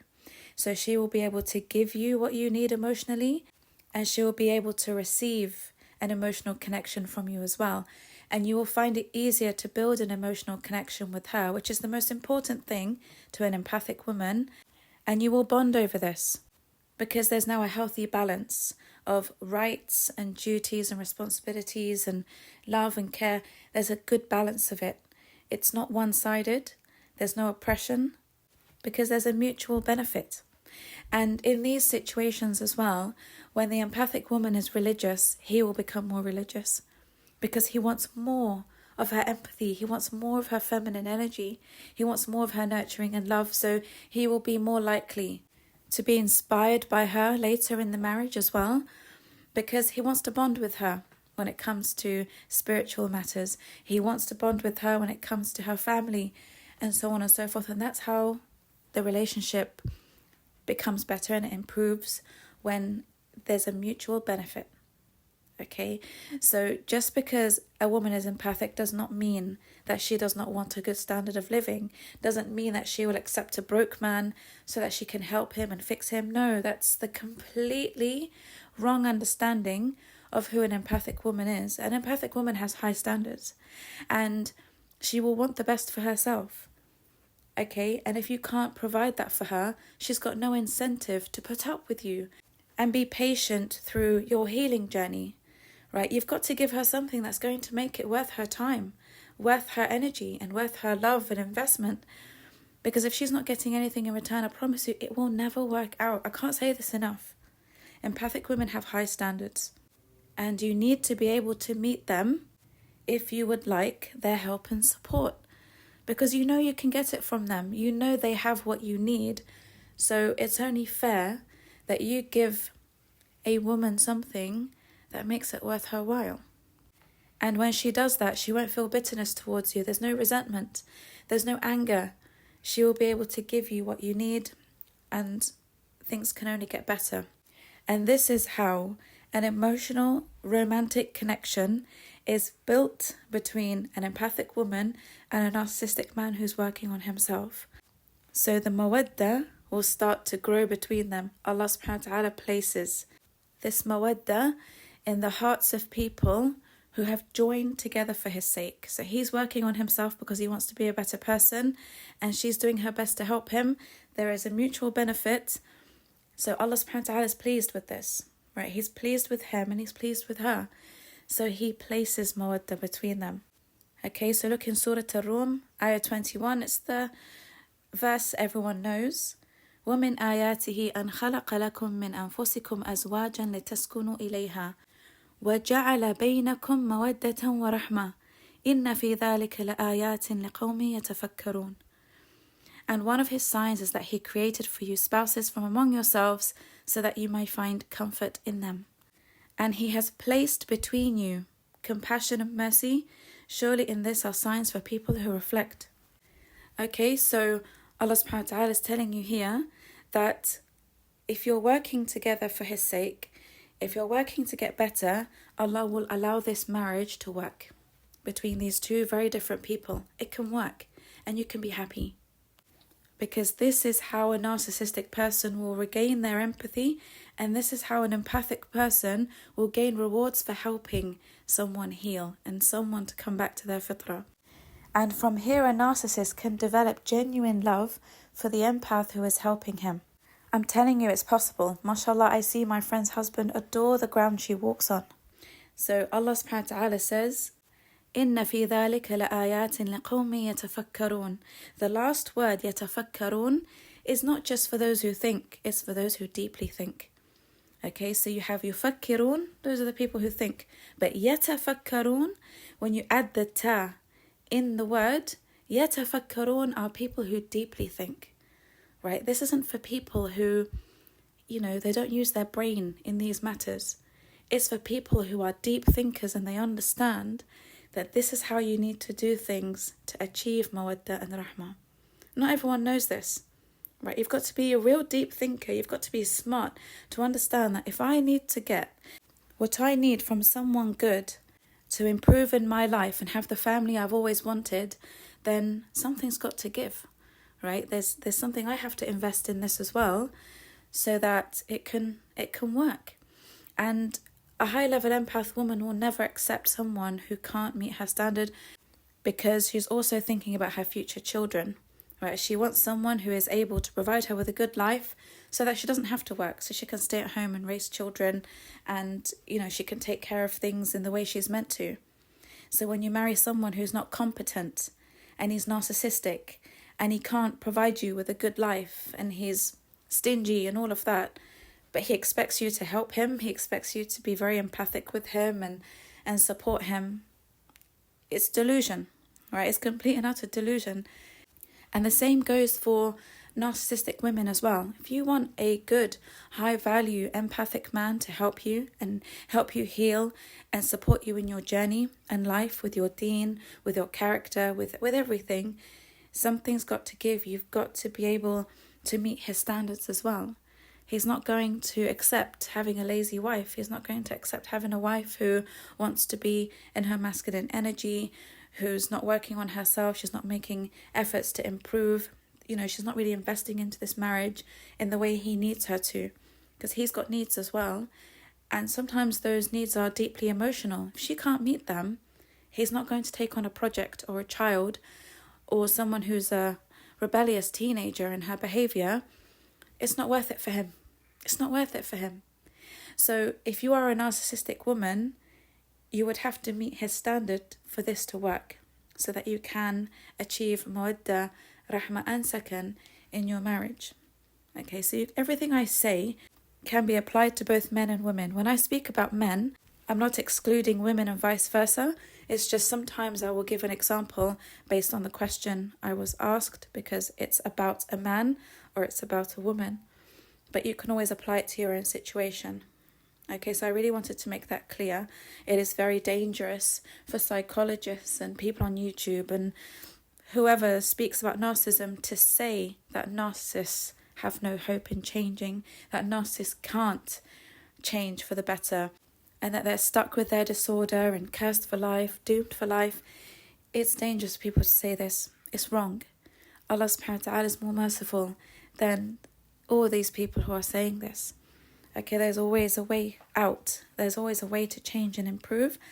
And sometimes that is through the help of someone else. It doesn't have to be a wife or a husband. It could be your parents. It could be a good friend. It could be a sibling. It could be a therapist. It could be someone. There will always be someone who will be happy to support you if you're seeking the help. Okay, I promise you this. You will always change for the better if you take advantage of the help you are given and the support you're given, because these people are sent to you as lifelines from Allah subhanahu wa ta'ala. And the best lifeline is a righteous husband or a righteous wife. Okay, because they're with you daily. They can help you on a daily basis and support you with what you need extra help in. But even if you're dealing with a friend or a relative or a parent, there has to be a reciprocal relationship here. You have to give back respect and care, and you need to give them back what they need as well, because that's what relationships are, right? They're two-sided. So just because someone is willing to help you doesn't mean you can take advantage of them and allow them to do all the healing work for you. No, you've got to invest in that person. So yeah, don't listen to people who tell you that you can't change. You absolutely can. But man children and women children will need a lot more support before they get married, because they need to learn how to step into their feminine or their masculine. If you don't do that, even if you meet a good person, you will struggle in that marriage. Okay, because that person will end up stepping into your duties for you, and they will feel resentment towards you for having to do that. So do work on that before you get into any relationships, because you're just going to experience heartbreak after heartbreak when every relationship you get into doesn't work out as a result of you not being able to step into the roles and duties that Allah subhanahu wa ta'ala assigned you with. And I'd like you to notice as well, just one final note on this one, that what indicates that Belle is a high-level empath is the fact that she is repulsed by Gaston, and she gets fed up of him trying to constantly love bomb her. So notice how the women who are obsessed with him, he's not interested in. They are the codependents and they are the narcissistic women who chase him. But he wants that one woman whom he can't get. Narcissists always want what they can't have, or what they find very difficult to get. So the love bombing will be heavy on this one particular woman who is not easily impressed, because she doesn't like the type of man he is, and they both have different life goals, different interests, completely different personalities. So he resembles a typical red pill over narcissist who is very grandiose and very entitled. He believes he can get whatever he wants, and that masculinity is shown on the outside, right, in his muscles and in his good looks and all of that. But she ended up falling in love with the beast because of his true alpha masculinity that won her over. So the immaturity and the lack of wisdom and intelligence, alongside his misogynistic attitude towards women, will put off any high-value empath woman. And women who are codependent and narcissistic won't care, because all they care about is having a good-looking man who's got status in society, and being with him makes them feel good and look good. Okay, so do watch it whenever you get a chance. I promise you'll not look at it in the same way again. So the next question is, why is a narcissist always influenced by others to leave the empath?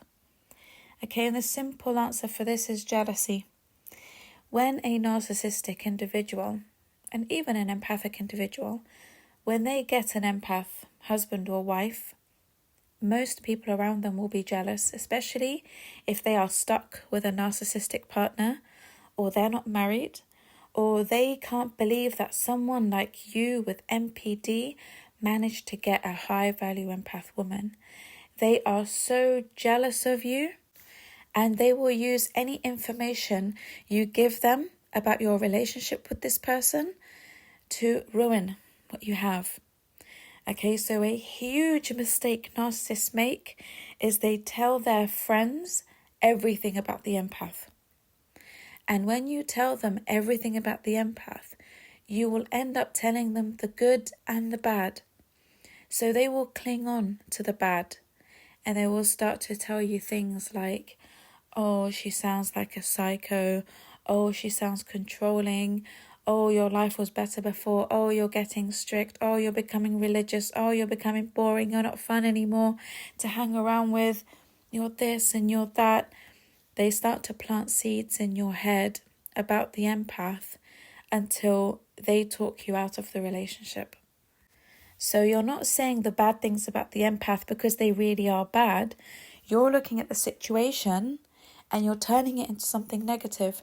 So for example, she might be nagging you to pull your weight around the house and help her with the chores. And because you don't want to, you're starting to see her as this irritating woman who just keeps asking you to do things. So you go to your friends frustrated and you tell them, she's always nagging me, she's always so irritating, she's so annoying, she's so this, she's so that. So your friends are like, oh, okay, there's trouble in paradise, let's add some fuel to the fire here. And they enjoy seeing you self-sabotage your entire relationship. And the friends who are jealous, they know that you are very lucky because you've already given them all the good side of her. So they know you're with someone special, and at the same time they also know what you're like. They know that you self-sabotage everything. They know that you're not good in relationships. They've seen your history in relationships. So when you start complaining about the empath, they know you're the problem. But they add fuel to the fire so that you self-sabotage because they don't want to see you with the empath. They don't want to see you improve and get better, and they get left behind in the swamp. They want to be better than you. So they will fill your head up with so much rubbish about the empath until you're convinced that this person is not right for you. And sometimes the people who convince you are the backburners.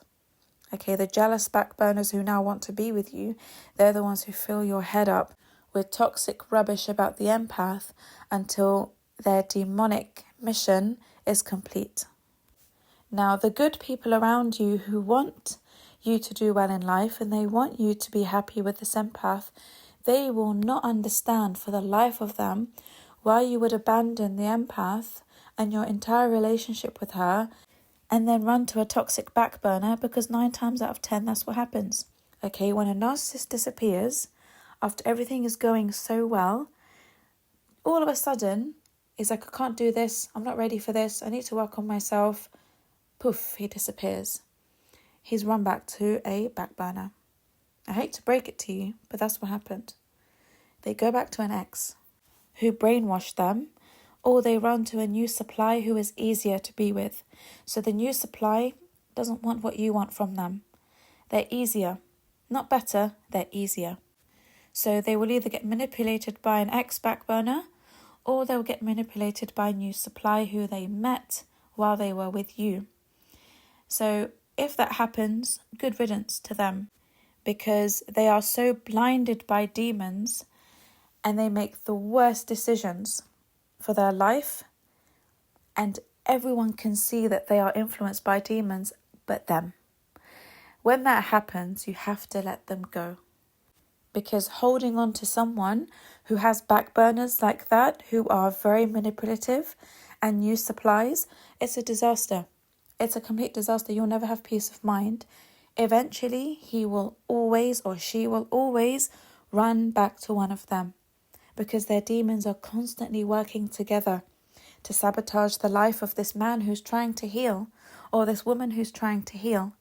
So when you see a backburner get involved, please take a step back and let him or her run off with them. Let them go, because it's a lost cause. I'm sorry, but it's a seriously lost cause. You've got to let them go for your own sanity and your own peace of mind. Khalas, they've been overtaken by demons. There's nothing you can do about it. There's nothing you can do about it. Everyone sees it but them. That they've completely lost their way and are every type of stupid, because they run to a woman who is clearly scamming them. And I know it's going to be hard to watch that, but this is divine intervention for you. Okay, Allah subhanahu wa ta'ala has allowed that person to do that to the narcissist so that you can be free from a very dark future that you don't see coming. Okay, you don't see all the cheating that's coming, all the lying that's coming, all the abuse that's coming. Oh, there'll be plenty of that lined up. Allah sees that you don't see that, so He allows a back burner or a new supply to take away the narcissist and frees you from so many hardships you don't even know are coming.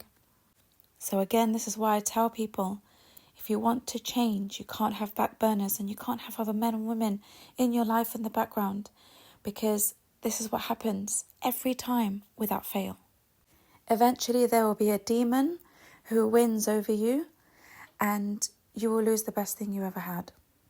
So if you don't think that the empath will ever find out about the back burners or the new supplies, Allah sees, and with divine intervention you are removed from that person's life because you don't deserve them and you know you don't deserve them. Okay, the first step that you need to make when you embark on a healing journey is look at your environment. Look at the people around you. Ask yourself, who do I need to remove from this environment for me to be able to get better? If you can't do that and you want to keep all your supplies and your back burners around, just in case something doesn't work out, just in case you get bored, just in case you need your needs fulfilled from here or there, you're not fooling anybody. And if you think you're fooling people, you can't fool Allah. Allah will always remove that person from your life and allow you to go back to your own kind. So if you see a narcissist do this to you, it's not your problem, it's their problem. You've got to let them go. Okay? So the jealous people around them will be the ones who influence them to leave you. And if he listens to them after the beautiful gift Allah subhanahu wa ta'ala has given to him or her, that Allah will make them deaf, dumb and blind to the truth. Okay, He will allow them to run off with demons because that's what he or she's chosen for themselves. That's what they've chosen. You've got to leave them to it. And honestly, it's beyond me how stupid some people can be, but khalas, they're blinded. They're blinded by demons and you know now it's out of your hands. Okay, demons make people really stupid and they make people make the worst decisions, brain dead decisions. And this is a mercy for you from Allah. So if you did not know about back burners and new supplies, then Allah's protecting you from all of that heartache.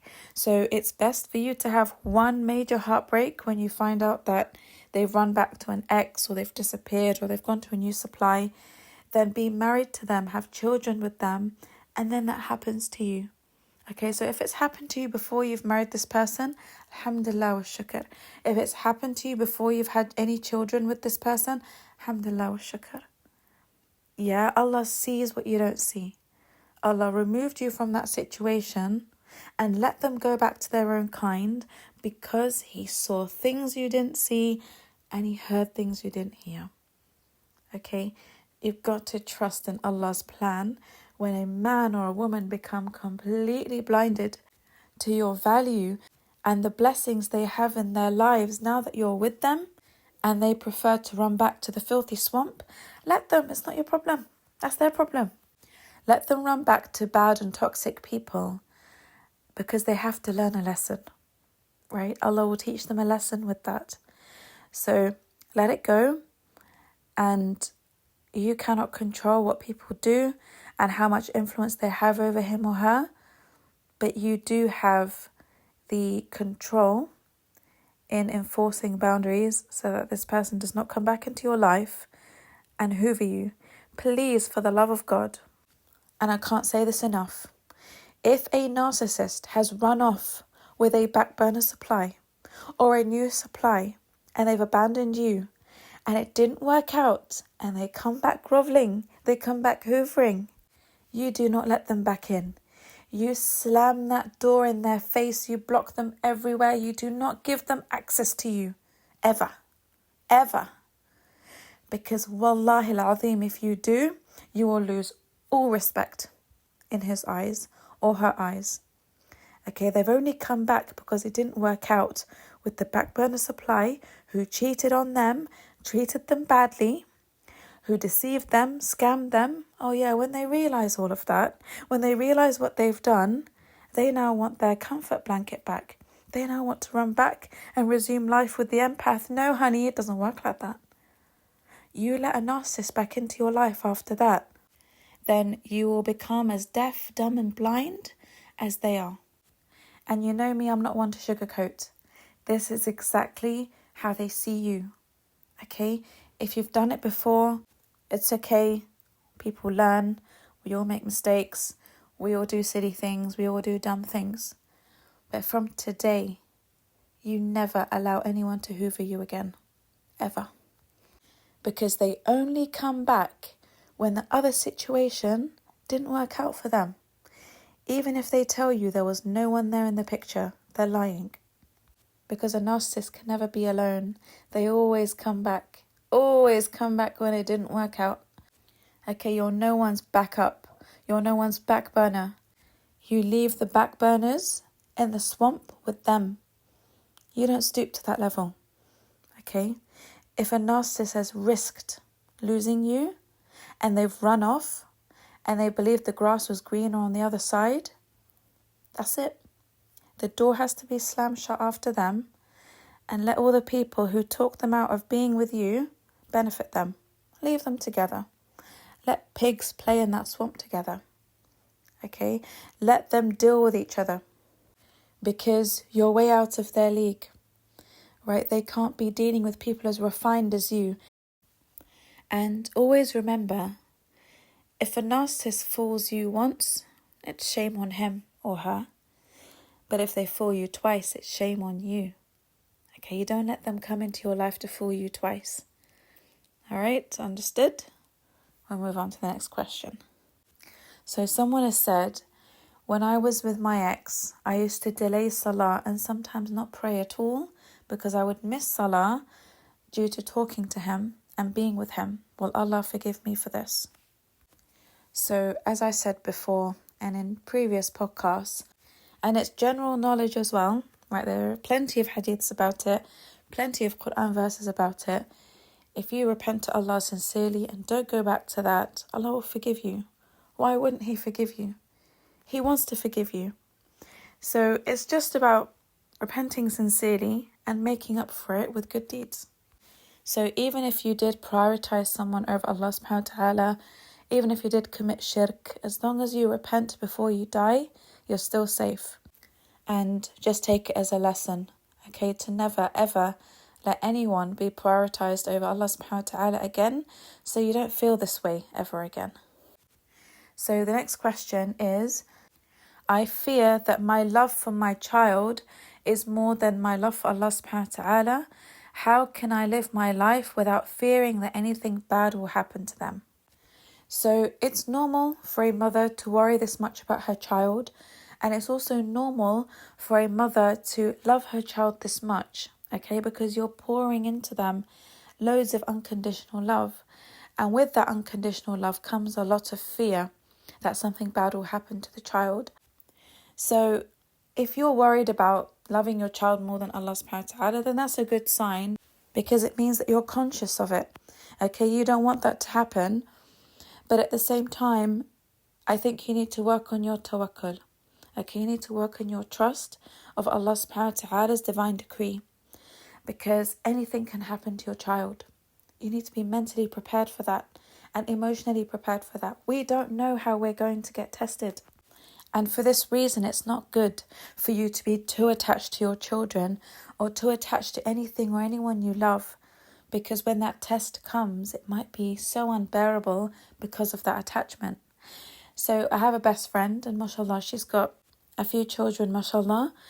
And one of the things that I find so amazing about her is that she doesn't worry about what happens to them the moment they leave her sight. So she reads adhkar on them in the morning, and she reads adhkar on them before they go to bed. And when they leave in the morning to go to school, she reads a dua, which is, Ya Allah, I have entrusted my children's safety with you.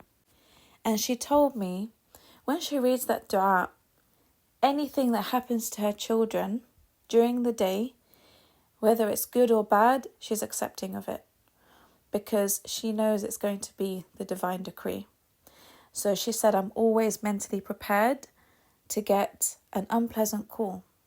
I might get a call one day from the school to say that they've injured themselves. I might get a call to say that a car's hit them. I might get a call to say that they've passed away. She said, I am always mentally prepared for it so that the shock doesn't destroy me. And also because I know that after reading that dua, whatever happens during the day to them is from the divine decree. Because she entrusted her children in the safety of Allah subhanahu wa ta'ala.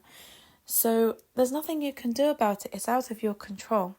To overly worry and have anxiety and that fear will only drive you crazy, because there are so many things that you have no control over. Once your children leave your sight, it's in Allah's hands what happens to them. Okay? So a believer always knows that even if they hear bad news or something happens to their children, la samahallah, it's not a punishment for you. Perhaps Allah subhanahu wa ta'ala takes away the life of a child when he's young because Allah doesn't want to test him in his adulthood. He doesn't want him to go through trials and tribulations. Perhaps he would have grown up to be a very rebellious, difficult child. And we know this from Surah Al-Kahf, when Khidr killed the young boy and Musa a.s. questioned him about that. And he said, if I didn't do that, this child would have grown up to have made the life of his righteous parents very difficult. And perhaps the illness of a child or the injury of a child is in his benefit, because looking after him or her will give you the good deeds you need, because you're lacking in good deeds. You just never know. We don't know the reason behind why things happen. And perhaps a child falls ill or becomes injured so that you spend more quality time with this child because you've been neglecting this child. You haven't been giving them enough attention. So Allah allows an illness to happen or an injury to happen so they can take time off school and they can get the attention they need from their parents because your attention has been elsewhere. You never know. There's always khair in it. And whatever is going to happen will happen anyway. It's already written. There's nothing you can do to stop that. So get into the habit of reading adhkar on your children day and night to protect them from evil humans, evil jinn, and bad situations. And read that dua on them when they leave every morning. Okay? When they go to school, read it and then just leave it to Allah subhanahu wa ta'ala. Whatever happens after that, promise yourself that you'll accept it. Okay? Because you've entrusted your children with Allah subhanahu wa ta'ala. Okay? And He loves you more than anyone. So if Allah forbid anything bad was to happen to your children, then know that it's khair from Allah. It's not a punishment. It's khair because you entrusted Him with them. And know that everything happens to us for a reason. And you need to look for that reason. Okay? So I hope that helps, inshallah. We will move on to the next question, and there's only 2 left. So someone said, in your last podcast, you said that only empaths can give mawaddah to their partners. However, my narcissistic ex gave me mawaddah. How come? And the simple answer for this is that they didn't. Narcissists do not have mawaddah, because mawaddah is a very nurturing love that only empaths have, and you can only obtain mawaddah when you have Allah subhanahu wa ta'ala as the first love in your life, and then the Prophet ﷺ, and then the people in authority. So if you do not prioritize Allah subhanahu wa ta'ala, there is no way you can have mawaddah in your heart. Okay, so people are gifted with mawaddah when their priorities are correct. So the love you would have seen from the narcissist would have been the childish love. Okay, so I know this woman is talking about a man-child. The childish side you see from him would be when he cuddles up to you, when he's very sweet, when he holds your hand, when he's affectionate. When he's in that mood, he can really be the sweetest person ever. And you'll feel love from this person when he's in his most vulnerable state. So he'll hold you when you sleep. He'll do everything that's romantic when he's in that kind of mood. So this is not something daily, right? This is when he's feeling his most vulnerable with you, and it allows him to be his childlike self. Okay, he lets his guard down. He might talk to you about his childhood traumas. He might tell you secrets, and he might open up about his feelings for you, right? So all of those sweet words and the charm and all of that comes out, but it's genuine. When they do that, it's genuine. And it's not something that they can do on a daily basis. So when it does come out, you really enjoy seeing him when he's like that, okay? Because you really feel loved by this person when he's in that mood. So you get the affection and the love and the words that you need and the validation and the compliments. Oh, it all comes out when he lets his guard down and he shows you a side to him that's genuine. Okay, because children do have that genuine loving side, and this is the side that a lot of empaths hold on to, and that's what gives them hope. However, like I said, if he's not a qawwam, it will never work. So everyone's got a good side to them. You have to weigh out the pros and cons of the situation you're in to know if it's worth putting up with the 90% of hardship for that or not. So the last question is this. You said in your last podcast that Salafis like to follow harsh interpretations and understandings of Islam. What do they gain from this if it makes them miserable?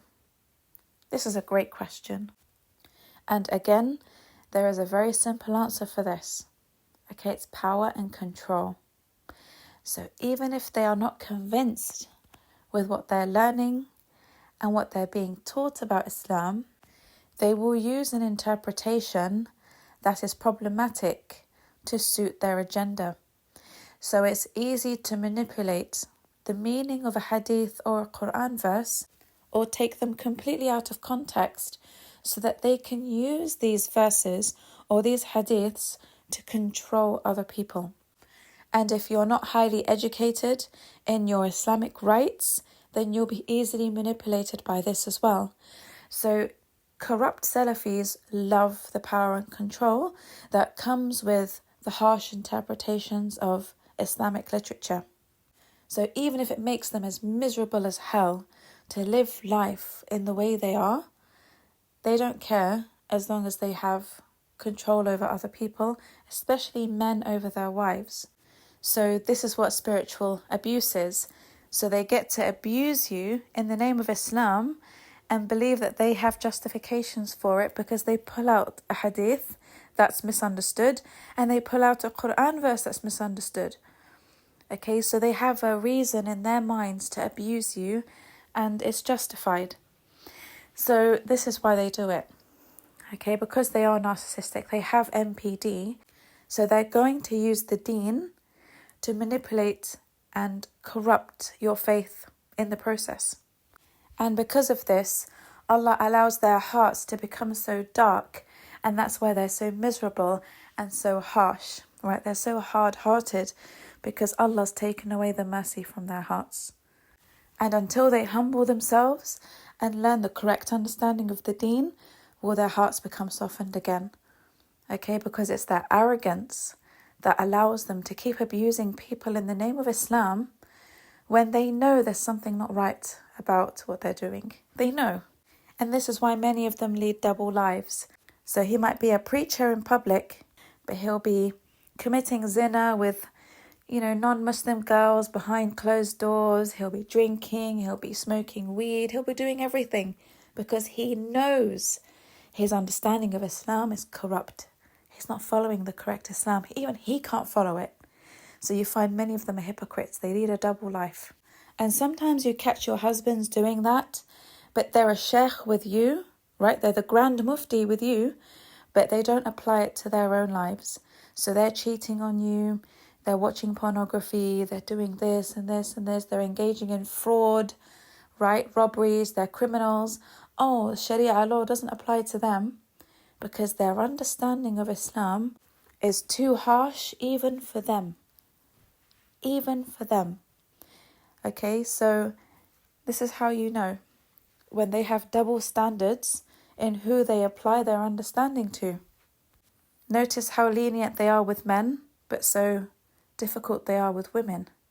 Right? There's a reason for that. So men are given justifications for committing sins, and women are slammed for doing that. You'll find that men aggressively fight for their rights, but they expect women to forego theirs for the sake of Allah, for the sake of being pious and all that rubbish, right? So that's how you know they have double standards and they don't understand Islam at all. They really don't. And they're missing out big time. And when it comes to women who present themselves as being super religious, it's because they want to be the mashallah sisters, yeah? Put on the pedestal by the red pill Salafis. They want to be put on a pedestal. Oh, look at her, mashallah. She's so religious. You know, we've got to look up to her. We've got to respect her. They want that status in society and they want to be known as religious women. But again, many of them lead double lives. And I used to associate with a lot of Salafi women in my early 20s, and I promise you, they were the most bitter, most envious, most hateful women I had ever met in my life because their understanding of Islam was so disturbed. But it suited them to be that way because they wanted to believe that they were better than all other Muslims and that they were following the correct Islam. And also, this is how they were raised, right? They were raised to believe this by their male relatives who are corrupt Salafis as well.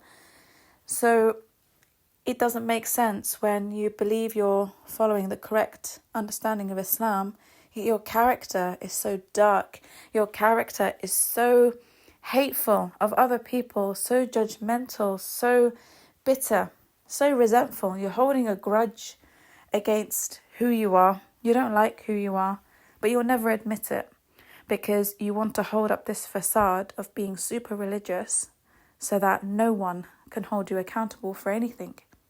And so that you can be the one to blame everyone and judge everyone for all the things that they're doing that you believe are wrong because you want everyone to live life in accordance to how you understand Islam. You want everyone to live life as miserably as you do. Well, not everyone's going to agree with your understanding of Islam. So women like that get bitter. They don't like women who have a more loving understanding of Islam. They really hate those women. And that's why they side with red pill men against most women. Okay, that's why they do that. I've seen it a lot on YouTube. They side with red pill men who are clearly misogynistic and problematic. They side with them because they hate a lot of women who don't want to be like them. But they're happier, right? They're happier, they're more loving, they're more empathic than these corrupt Salafi women. Now, when I say Salafi, I don't mean all Salafis. Okay, I don't even like the term Salafi. These are people who claim to follow the pious predecessors, Ahl Salaf, right? And for the most part, especially in the Arab world, you'll find that people do. But the term Salafi is wrong because why are you following the pious people who came after the Prophet ﷺ when you're meant to follow the Prophet himself? Right? Why are you calling yourself followers of Ahl Salaf when you should be following the Prophet ﷺ? So the whole term is confusing and it's wrong. Okay, there shouldn't be any Muslims called Salafis. The whole term is wrong. So it's almost like they've created their own understanding of the deen and it's become a cult that they follow. So if they don't understand Arabic and if they do not understand the true meaning of Islam, they are going to corrupt it, because when you look and understand Islamic literature with a narcissistic mind, you're going to practice Islam in a narcissistic way. And this was the conclusion I reached when I was writing my PhD thesis. It was about this. So the way you understand Islam will depend on your personality. And that's why you find corrupt Salafis, they're all grouped together. They hang out in groups, they only socialize with each other, they go to specific Salafi mosques. It's like a cult, honestly. They don't like to mix with other Muslims because they believe they're better than all other Muslims because they follow Ahl Salaf. Well, alhamdulillah, we follow the Prophet ﷺ, and we're going to implement what the Prophet ﷺ taught us, and we're going to be loving, and we're going to be kind, and we're going to be empathic and compassionate towards other people, whether they're practicing or not. We pray that Allah subhanahu wa ta'ala guides the hearts of these people who are lost in their faith, and may Allah also guide the hearts of these corrupt Salafis who believe they're following the correct understanding of Islam. May Allah open their hearts to see a more beautiful version of Islam that would make them happy and heal them. Because if they heal, our societies will heal as well. So it's in the best interests of everyone to be praying for them and all other Muslims who are going through hardships. Okay? So I did receive another question, but I'm not going to answer it in this podcast because it requires a podcast on its own. And the question was, if Muslim believers prioritize Allah subhanahu wa ta'ala and the Prophet ﷺ in their lives, and narcissists don't because they submit to their qareen, who is an evil jinn, and this evil jinn is a soldier of Iblis, does that mean narcissists worship Iblis? So I will answer this inshallah in another podcast, because the answer isn't straightforward. It's quite complex, this one, and it needs a lot of detailed explaining. Alright, so I'll end it here. Thank you for listening until now. If you're still with me, I hope that you've enjoyed this Q&A and that you've benefited from it. Please do hit that like button if it's helped you, and please do share it with others, and do subscribe to the channel if you'd like more related content. You can email me for one-to-one counselling and coaching. Again, my email is below, or you can click on the link that will take you to the website. You can read information about the programs that I offer, and you can submit an application form. And don't forget to watch Beauty and the Beast. Okay, guys, do watch it, seriously. I'd love your feedback on it. You know, when you watch it with a new perspective, it would be really interesting for me, especially men. Okay, so if you do get a chance to watch it with your kids or your nieces and nephews, do drop me a line and let me know if it helped you. So until the next podcast, inshallah, may Allah bless you. Assalamu alaikum wa rahmatullah wa barakatuh.